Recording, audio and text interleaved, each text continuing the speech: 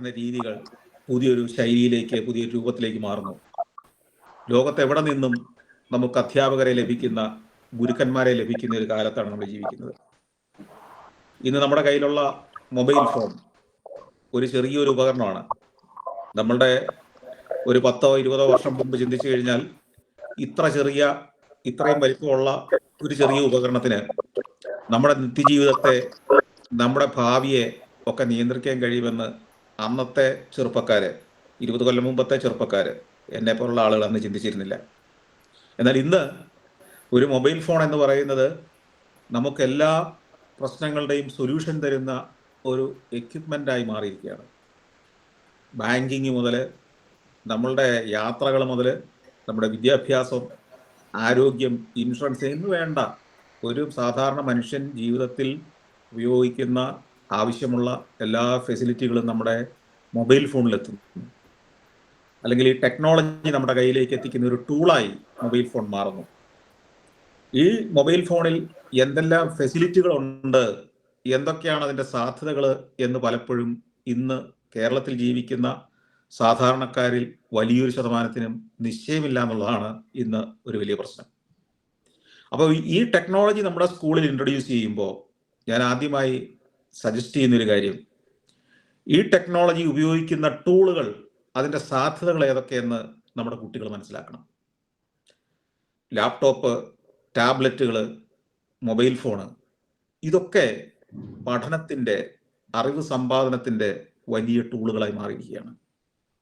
Mobile ഫോണിനെ പലരും ഭയക്കുന്നുണ്ട്.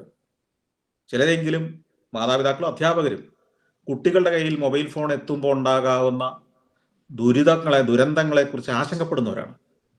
കുട്ടികളെ മിസ്ലീഡ് ചെയ്യപ്പെടാനുള്ള സാധ്യതകളെക്കുറിച്ച് ആശങ്കപ്പെടുന്നവരാണ്.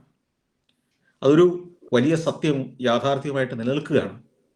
പക്ഷേ അതിനപ്പുറം മൊബൈൽ ഫോണിൻ്റെ, ലാപ്ടോപ്പിൻ്റെ, ടാബ്ലറ്റുകളുടെ വിദ്യാഭ്യാസ സാധ്യതകൾ എന്ത് എന്ന് കൃത്യമായി അനലൈസ് ചെയ്യുക, പഠിക്കുകയും അത് എങ്ങനെ മാതാപിതാക്കളുടെ, അധ്യാപകരുടെ സാന്നിധ്യത്തിൽ അവരുടെ സൂപ്പർവിഷനോടുകൂടി പ്രയോജനപ്പെടുത്താൻ കഴിയും എന്ന് കൃത്യമായൊരു പദ്ധതി ഉണ്ടാക്കുകയുമാണ് ഈ സ്കൂള് അടിയന്തരമായിട്ട് ചെയ്യേണ്ടത്. ഞാൻ പലപ്പോഴും അധ്യാപകരുടെ പല മീറ്റിങ്ങുകളിലൊക്കെ പങ്കെടുക്കുമ്പോൾ ഞാൻ പറയാറുണ്ട്, ഇന്ന് അധ്യാപകർ കുട്ടികളെ പഠിപ്പിക്കേണ്ടത് അറിവ് പകർന്നു കൊടുക്കുന്ന ഒരു ആളുടെ ജോലിയല്ല ഇന്ന് ചെയ്യേണ്ടി വരുന്നത്. പകരം അറിവ് എവിടെ കിട്ടുമെന്ന് പറഞ്ഞു കൊടുക്കുന്ന ഒരാൾ മാത്രമായി മാറിയാൽ മതി ഇനി അറിവിനെ സംബന്ധിച്ച്. എന്നാൽ ഒരു കുട്ടിയെ രൂപപ്പെടുത്തുന്ന നിരവധിയായ സാഹചര്യങ്ങളുണ്ട്. ഞാൻ പലപ്പോഴും വിദേശ രാജ്യങ്ങളിലൂടെ സഞ്ചരിക്കുമ്പോൾ, നിരന്തരമായ യാത്രകൾ നടത്തുമ്പോൾ ആ നാടുകളിലെ വിദ്യാഭ്യാസവും നമ്മുടെ നാട്ടിലെ വിദ്യാഭ്യാസവുമായിട്ട് താരതമ്യപ്പെടുത്താറുണ്ട്.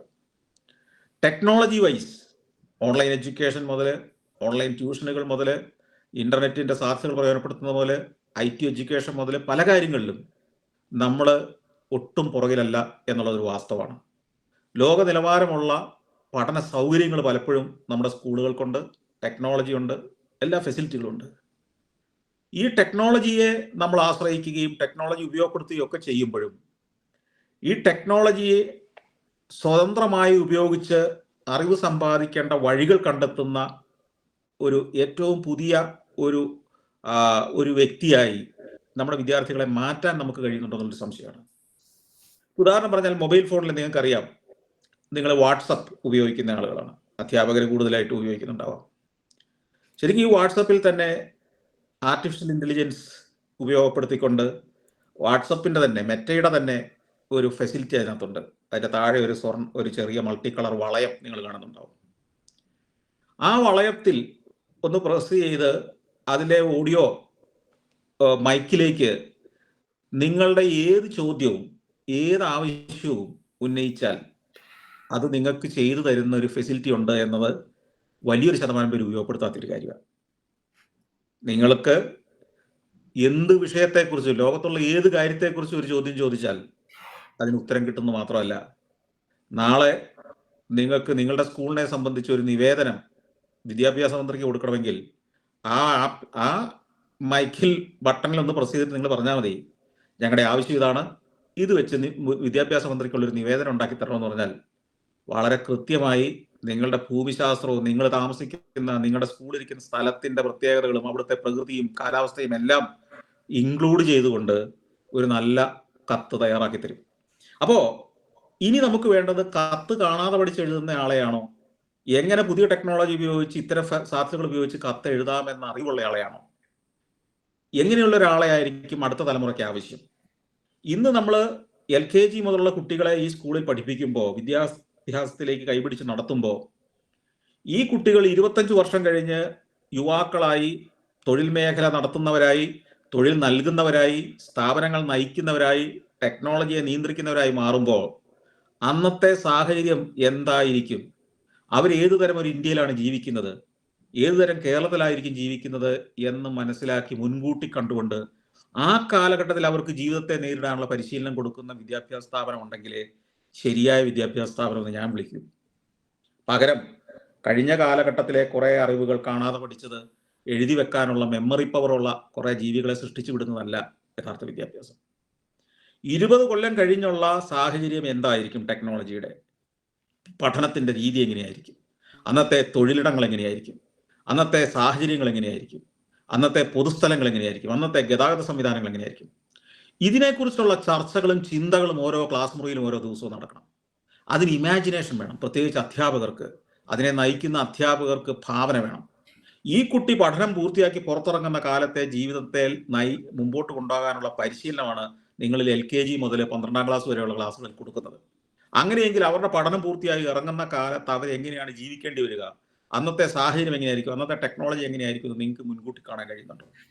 പാഠപുസ്തകത്തെ അനലൈസ് ചെയ്ത് പരീക്ഷയ്ക്ക് തയ്യാറാകാൻ, പരീക്ഷയ്ക്ക് ഉത്തരം എഴുതാൻ തയ്യാറാക്കുന്ന കുറെ ആളുകളെ സൃഷ്ടിച്ചു വിടുന്ന വിദ്യാഭ്യാസമല്ല ഞാൻ മറ്റു രാജ്യങ്ങളിൽ പലയിടത്തും കണ്ടിട്ടുള്ളത്. അതാണ് നമ്മുടെ നാട്ടിലെ വിദ്യാഭ്യാസം അവിടുത്തെ സംവിധാനമായിട്ടുള്ള വ്യത്യാസം. നമുക്ക് ഫെസിലിറ്റികളുണ്ട്, ഇൻഫ്രാസ്ട്രക്ചർ ഉണ്ട്, ടൈം ടേബിൾ കൃത്യമായിട്ടുണ്ട്, പഠിക്കേണ്ട വിഷയങ്ങളെക്കുറിച്ച് കൃത്യമായ ധാരണയുണ്ട്. പക്ഷേ സമൂഹത്തെ നയിക്കുന്ന, ലീഡർഷിപ്പ് ക്വാളിറ്റിയുള്ള, പൗരബോധമുള്ള, അടുത്ത ജനറേഷന് പ്രചോദനമാകുന്ന ആളുകളെ സൃഷ്ടിച്ചു വിടാൻ നമ്മുടെ വിദ്യാഭ്യാസത്തിന് കഴിയണം, സ്കൂളുകൾക്ക് കഴിയണം. ഈ സ്കൂളിൽ എത്ര കമ്പ്യൂട്ടർ ഉണ്ട്, ഈ സ്കൂളിന് എത്ര ഏക്കർ സ്ഥലമുണ്ട്, എത്ര നില കെട്ടിടമുണ്ട്, ഇതിൽ എത്ര വിദ്യാർത്ഥികൾ പഠിച്ചു, ആരാണ് ഇതിന്റെ മാനേജ്മെന്റ് എന്നതൊന്നും ആയിരിക്കില്ല ഒരു 15 വർഷം കഴിഞ്ഞ് തിരിഞ്ഞു നോക്കുമ്പോൾ ഈ സ്കൂളിന്റെ ഏറ്റവും വലിയ അസറ്റ്. ഈ സ്കൂളിൽ നിന്ന് പഠിച്ചിറങ്ങിയ പുറത്തിറങ്ങിയ വിദ്യാർത്ഥികളിൽ എത്ര പേരെ ലോകം അറിയും, അതായിരിക്കും ഈ സ്കൂളിന്റെ മികവ്. ഈ സ്കൂളിൽ പഠിച്ചിറങ്ങിയ വിദ്യാർത്ഥികളിൽ എത്ര പേരെ കേരളം അറിയും, കേരളത്തിൽ വ്യക്തിമുദ്ര പതിപ്പിച്ച് എത്ര പേരെ ഈ സ്കൂളിന് സംഭാവന ചെയ്യാൻ കഴിഞ്ഞിട്ടുണ്ട്. കേരളം അറിയുന്ന ഒരാളെ പോലും സംഭാവന ചെയ്യാൻ ആ ഒരു സ്കൂളിന് കഴിയുന്നില്ലെങ്കിൽ ആ സ്കൂള് ഒരു സ്കൂളായിട്ട് പ്രവർത്തിക്കേണ്ട ആവശ്യമൊന്നുമില്ലെന്ന് ഞാൻ വിശ്വസിക്കുന്നത്. 100 കണക്കിന് വേറെ സ്കൂളുകളുണ്ട്. ഇന്ന് ഓൺലൈനായിട്ട് പഠിക്കുന്ന ഏത് പാഠത്തിൻ്റെയും നോട്ടുകൾ കിട്ടുന്ന ഒരു കാലത്ത് ഒരു സ്കൂൾ എന്തിനാണ് പിന്നെ? അപ്പോൾ പ്രധാന വിഷയം നമ്മൾ എങ്ങനെ ഒരു പുതിയ തലമുറയെ രൂപപ്പെടുത്തും എന്നുള്ളതാണ്. ആ തലമുറയ്ക്ക് വരുന്ന കാലത്ത് എന്താണ് പ്രസക്തി എന്നതാണ്. ആ തലമുറ നാളെ നേരിടേണ്ടി വരുന്ന പ്രശ്നങ്ങൾ എന്താണെന്നാണ്. സഞ്ചാരത്തിലൂടെ ഞാൻ ലോകരാഷ്ട്രങ്ങളെ കാണിക്കുകയും സഫാരിയിലൂടെ ലോകരാജ്യങ്ങളുടെ ഇന്നത്തെ അവസ്ഥ കാണിക്കുകയൊക്കെ ചെയ്യുമ്പോൾ നിരവധി ആളുകൾ അതിനിടയിൽ കമന്റുകൾ ഇടും. അല്ലെങ്കിൽ ചില പരിപാടികൾ ചെല്ലുമ്പോൾ ആളുകൾ എന്നോട് ചോദിക്കും, നമ്മുടെ നാട് എന്താണ് അതുപോലെ പ്രൊഫഷണൽ ആവാത്തത്, എന്തുകൊണ്ടാണ് അത്ര വൃത്തിയില്ലാത്തത്, എന്തുകൊണ്ടാണ് റോഡ് നിയമങ്ങൾ അതുപോലെ പാലിക്കാത്തത്, എന്തുകൊണ്ടാണ് സാമാന്യ മര്യാദകൾ മനുഷ്യൻ പുലർത്താത്തത്, എന്തുകൊണ്ടാണ് വൃത്തിയായി ബിഹേവ് ചെയ്യാത്തത്? ഇതൊക്കെ ചെയ്യാത്തതിന്റെ ഉത്തരം എന്താണ്, ചെയ്യാത്തതിന്റെ കാരണം എന്താണ്? നമ്മൾ അങ്ങനെ ഒരു പരിശീലനം നമ്മുടെ തലമുറകൾക്കൊന്നും കൊടുത്തിട്ടില്ല എന്നുള്ളതാണ്. നമ്മുടെ കേരളം, നമ്മുടെ സമൂഹം നാളെ എങ്ങനെയാകണമെന്നാണോ നമ്മൾ ആഗ്രഹിക്കുന്നത്, അതിന്റെ തുടക്കം കുറിക്കേണ്ടത് വിദ്യാലയങ്ങളിലാണെന്ന് ഞാൻ ഉറച്ചു വിശ്വസിക്കുന്നത്. നമ്മുടെ LKGയിൽ വന്ന് ചേർന്ന ഒരു കുട്ടിയെ മുതൽ അവൻ 14 വർഷം ഈ സ്കൂളിൽ പഠിച്ചിട്ട് പുറത്തേക്ക് ഇറങ്ങുമ്പോൾ അവന് നാളത്തെ കേരളത്തിൽ നമ്മൾ പ്രതീക്ഷിക്കുന്ന മികച്ച പ്രവർത്തനങ്ങൾ നടത്താൻ കഴിയുന്ന സാമൂഹ്യ ബോധമുള്ള, പൗരബോധമുള്ള, വൃത്തിയുള്ള, സാംസ്കാരിക ബോധമുള്ള, മനുഷ്യനോട് മര്യാദയ്ക്ക് പെരുമാറാൻ കഴിയുന്ന ഒരു ചെറുപ്പക്കാരനാക്കി പുറത്തുവിടാൻ 14 വർഷം പരിശീലിപ്പിച്ചിട്ട് നമുക്ക് കഴിയുന്നില്ലെങ്കിൽ ഒരു വിദ്യാഭ്യാസ സ്ഥാപനം പരാജയമാണെന്ന് തന്നെ പറയേണ്ടി വരും. അപ്പോൾ വിദ്യാഭ്യാസ സ്ഥാപനത്തിന്റെ വീക്ഷണങ്ങൾ ആ മട്ടിലായിരിക്കണം. തീർച്ചയായും വിദ്യാർത്ഥികളോട് കൂടുതലൊന്നും പറയേണ്ട കാര്യമില്ല. നമ്മളെല്ലാവരും പറഞ്ഞ് കുട്ടികൾ കൂടുതൽ കൺഫ്യൂസ്ഡ് ആകേണ്ട കാര്യമില്ല. എനിക്ക് കൂടുതൽ സംസാരിക്കാനുള്ളത് അധ്യാപകരോടാണ്, അതിൻ്റെ ലീഡർഷിപ്പിനോടാണ്, വിദ്യാഭ്യാസ പ്രവർത്തകരോടാണ്. വിദ്യാർത്ഥികൾ ഏതും സ്വീകരിക്കുന്ന ആളുകളാണ്. നമ്മൾ എന്ത് കൊടുത്താലും അവർ സ്വീകരിക്കും. അവർക്ക് പുതിയ കാലഘട്ടത്തിൻ്റെ മാറ്റങ്ങളെല്ലാം മുൻകൂട്ടി കാണാൻ കഴിയില്ല. പക്ഷേ അധ്യാപകർക്ക് അത് കഴിയാൻ, കാലത്തിൻ്റെ മാറ്റങ്ങൾ തിരിച്ചറിയാൻ കഴിയണം. ആ മാറ്റത്തിന് ഈ കുട്ടികളെ സജ്ജരാക്കലാണ് നമ്മുടെ ജോലി. ആ ഒരു ദൗത്യം തീർച്ചയായിട്ടും ഈ സ്കൂളും ഈ സ്കൂളിൻ്റെ മാനേജ്മെൻറ്റും ഈ സ്കൂളിൻ്റെ അധ്യാപകരും ചേർന്ന് സഫലമാക്കും എന്ന് ഞാൻ പ്രതീക്ഷിക്കുകയാണ്. കുട്ടികൾ ഇന്ന് സ്കൂൾ കാലഘട്ടത്തിൽ ഇപ്പോൾ പരീക്ഷയുടെ സമ്പ്രദായങ്ങൾ മാറി, പലതും വളരെ ലളിതമാണ്. ഇങ്ങനെയാണ് ഇനി മുമ്പോട്ടുള്ള ജീവിതം എന്ന് ധരിക്കാതിരിക്കുക. സ്കൂളിൽ നിന്ന് നമ്മൾ പുറത്തിറങ്ങുമ്പോഴേക്കും മത്സരത്തിൻ്റെ വെല്ലുവിളിയുടെ ഒരു ലോകത്താണ്. വെല്ലുവിളി എന്ന് പറഞ്ഞാൽ മിടുമിടുക്കന്മാരായി മത്സരിക്കാൻ റെഡിയായി ലോകത്തിൻ്റെ നാനാ രാജ്യങ്ങളിൽ നിന്നുള്ള ചെറുപ്പക്കാരുമായിട്ടായിരിക്കും നിങ്ങൾ മത്സരിക്കേണ്ടി വരിക. നിങ്ങൾ നിങ്ങളുടെ വില്ലേജിലെ ഒരു ചെറുപ്പക്കാരനുമായി, നിങ്ങളുടെ കൂടെ പഠിച്ചൊരു കുട്ടിയായിട്ടായിരിക്കില്ല നാളെ ഒരു ജോലിക്ക് മത്സരിക്കേണ്ടി വരിക. നിങ്ങൾ കാനഡയിലേക്ക് ഒരു തൊഴിൽ ചോടി ചെല്ലുന്നുണ്ടെങ്കിൽ, ന്യൂസിലാൻഡിലേക്ക്, ഗൾഫിലേക്ക്, ഏതെങ്കിലും ഒരു രാജ്യത്തേക്ക് തൊഴിൽ തേടി ചെന്നാൽ ആ നാട്ടിലെ അല്ലെങ്കിൽ ലോകത്തിൻ്റെ മറ്റേതെങ്കിലും ഒരു നാട്ടിലെ ഏറ്റവും മികച്ച വിദ്യാഭ്യാസം കിട്ടിയ, പരീക്ഷയെ നന്നായിട്ട് എഴുതി മിടുക്കനായി റിസൾട്ട് വാങ്ങിച്ച, അല്ലെങ്കിൽ നല്ല ശാസ്ത്രബോധമുള്ള ഒരു കുട്ടിയുമായിട്ടായിരിക്കും ഒരേ തൊഴിൽശാലയിൽ ഒന്നിച്ച് മത്സരിക്കേണ്ടി വരുന്നത്, പ്രവർത്തിക്കേണ്ടി വരുന്നത്. അവിടെ പിന്തള്ളപ്പെട്ടു പോകാതിരിക്കണമെങ്കിൽ സൗജന്യമായി കിട്ടുന്ന ഗ്രേസ് മാർക്കുമായി, സൗജന്യമായി ജയിപ്പിച്ചു വിടുന്ന സിലബസുമായി പഠിച്ചങ്ങ് ചെന്നാൽ പരാജയമായിരിക്കും ജീവിതത്തിൽ സംഭവിക്കാൻ പോകുന്നത്. അപ്പം അതുകൊണ്ട് ലോകത്തോടുള്ളൊരു മത്സരത്തിനാണ് കുട്ടികൾ ഒരുങ്ങേണ്ടതെന്ന് ചിന്തിക്കണം. നമ്മുടെ കൂട്ടുകാർ ഈ 10ാം ക്ലാസ്സോ 12ാം ക്ലാസ്സോ കഴിയുന്നതോടുകൂടി നമ്മളെ വിട്ടുപോകും. നമുക്ക് പിന്നെ കിട്ടുക മറ്റൊരു ലോകത്തെ കൂട്ടുകാരായിരിക്കും, സുഹൃത്തുക്കളായിരിക്കും, സഹപ്രവർത്തകരായിരിക്കും.